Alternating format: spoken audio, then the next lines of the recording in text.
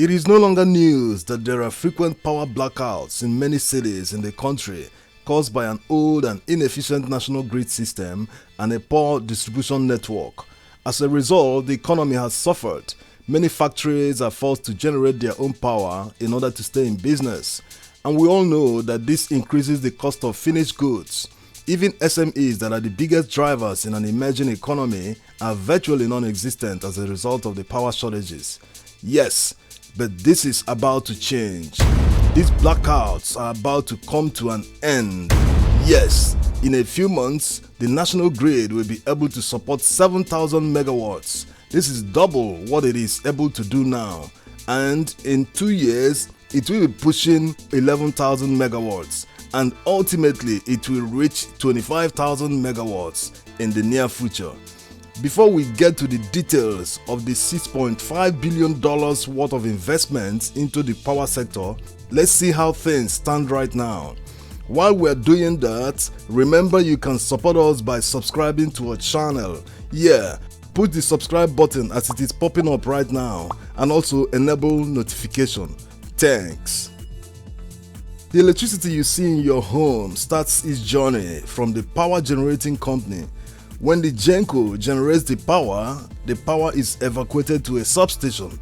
These are high voltages, so high voltage transformers in the substation will step it down.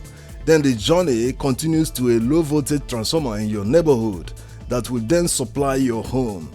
So where does the grid come into all this? Yes, you need a grid when you have several GenCos and you are in a huge country like Nigeria. The grid helps you to push power to wherever you need it.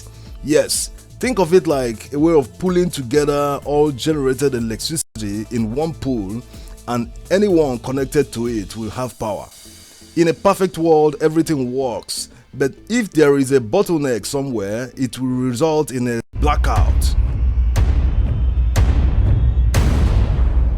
This is what is happening right now. We have more than 13,000 megawatts of generating capacity, but the national grid can only handle about 4,000 megawatts.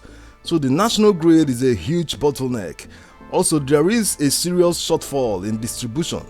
Most power distributing companies, or DISCOs as they are called, do not have the capacity to supply power simultaneously to their coverage areas. What this means is that even if the TCN, the company that manages the national grid, were to supply their full capacity, that's 4,000 megawatts to the DISCOs wouldn't be able to handle them. Yes, they wouldn't be able to push the electricity to consumers. Instead, the DISCOs only receive what they can handle and then distribute it in a way that they call load shedding. This is what they do. If, for example, the peak power requirement of a region is 100 megawatts and the DISCO can only supply 20 megawatts, they will not be able to supply electricity to everyone simultaneously. They will simply supply the areas they can, while the other areas will be without electricity. After a few hours, they will switch the supply to other areas. They use this method, this load shedding method, while giving consumers huge estimated bills, which results in consumers paying for electricity not consumed. It also means that whether they supply electricity or not, they still make money at the detriment of the consumers. The consumers are forced to pay for their incompetence.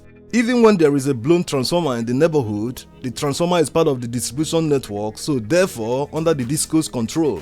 It takes them months to replace them. There are many cases where people in an estate contribute money to replace transformers by themselves. It is a grossly inadequate system that benefits only the DISCOs while shortchanging the consumers. This has led many to question why the DISCOs were privatized in the first place. Because their activities are now worse than the old companies they replaced. Yes, a few years ago, before NEPA was privatized, one could call their customer service line to report a fault and they would simply radio one of their many engineers on patrol in the city to go fix the problem. Yes, there is a serious deterioration in the service delivery of the DISCOs, and the worst part is that they benefit from it. Yes, there are problems, but there is good news. There is light at the end of the tunnel. Yes, all these sharp practices and blackouts will come to an end in just a few months. Now, let's see the details on how the gigantic $6.5 billion electrification roadmap of the government will stop the blackouts. Before we do that, remember to subscribe to our channel and enable notification. Thanks. The government initially wanted to terminate the contracts of the DISCOs because they weren't taking the electric power sent to them by the TCN. Yes, TCN is an abbreviation of the Transmission Company of Nigeria, and they manage the national grid. It was frustrating to the government that power generated could not be received by the DISCOs. But after receiving advice that it would be expensive to terminate the management contracts of the DISCOs because of the clauses in the agreement they signed during privatization, the government then decided to tackle the blackout through another way. That way is what has become the $6.5 billion worth of upgrades, new equipments and power lines to support the power infrastructure and eliminate blackouts. The contract for doing all this was awarded to Siemens for their reputation and most especially how they solved the same problem in Egypt. Although the Egypt mega project involves more of power generation, that of Nigeria will be mainly focused on distribution networks and upgrading the national grid. Here, Siemens CEO Joe Kaeser shaking hands with DG of BPE Alex Oko after signing the dotted lines.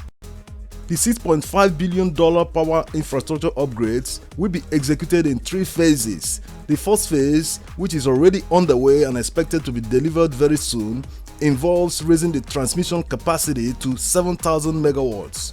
Yes, this will have an immediate impact when it is completed in a few weeks. As a matter of fact, Siemens are expected to rehabilitate 105 substations and construct 70 new ones. They will also manufacture and install 35 high voltage power transformers like this one here, and also 3,765 distribution transformers. That's not all. They will also construct 5,000 kilometers of transmission lines. These infrastructure upgrades will be a game changer to the Nigerian economy. This huge infrastructure upgrade will help the many idle power plants in Nigeria to start producing power again. Also, the DISCOs will no longer have an excuse for not supplying consumers electricity, because before awarding this contract, the government asked all the DISCOs to submit a list of all the power equipments that they need in order to eliminate blackouts. The government really carried everyone along in the process of this huge power infrastructure upgrade. The second phase of the project involves expanding the national grid capacity from 7,000 megawatts to 11,000 megawatts, while the third phase will push the national grid capacity to 25,000 megawatts and also expand the generating capacities. Of course, the third phase is for the long term, because right now the power generation capacity is about 13,000 megawatts. In a few years, the Mambila power station is expected to add more than 3,000 megawatts to the national grid. This huge $6.5 billion power infrastructure upgrade will drive a lot of investment into the power sector. A lot of power plants are not operating at their full capacity because of the bottlenecks that exist right now. So many of them will invest more money into expansion, and the effects on the Nigerian economy will be huge. Nigeria is a huge country and the number 1 economy in Africa. Many experts have always believed that the power shortages have prevented the unleashing of the Nigerian economy, considering the magnitude of human resources that are bound in Nigeria. In fact, the impact of this project on the economy cannot be fully enumerated in this video. Yes, so guys, things will definitely turn around in a few months. All those business ideas that you have, that you think that the lack of power will prevent you from implementing or being profitable, get them ready now, because things are about to change. The Nigerian economy is about to boom once again. The power shortages that have been holding back manufacturers is about to be restored. Many foreign investors will also be coming in the next few years, because the major impediment to setting up shop in Nigeria is about to be removed. In the next decade, we should be talking about upgrading the national grid capacity to more than 100,000 megawatts. This is because the economy will grow substantially and electric power demand will quadruple. Yes. Alright, let's look at how the government got funding for this huge $6.5 billion project. Yeah, First of all, the major chunk of that money, precisely $3.2 billion, was secured from Siemens. Yes, they are investing that money and they've agreed a repayment plan with the government. The interest rate on this loan is in single digits. Also, some donor agencies contributed $1.6 billion to support this project. Then finally, $1.7 billion was provided by the World Bank, African Development Bank, and Japan International Cooperation Agency. The expectations on the delivery of this project is very high. That's why the government is committing more than $500 million for rural electrification. Yes, they want to connect all the rural areas to the national grid, because very soon electric power will be in abundant supply and you need more customers to take up the power.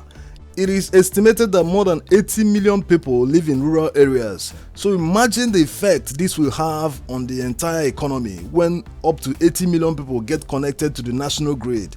It will completely be a game changer. Okay guys, we hope you enjoyed the video. Give it a like if you did, and also push the subscribe button. Till next time, thanks for watching.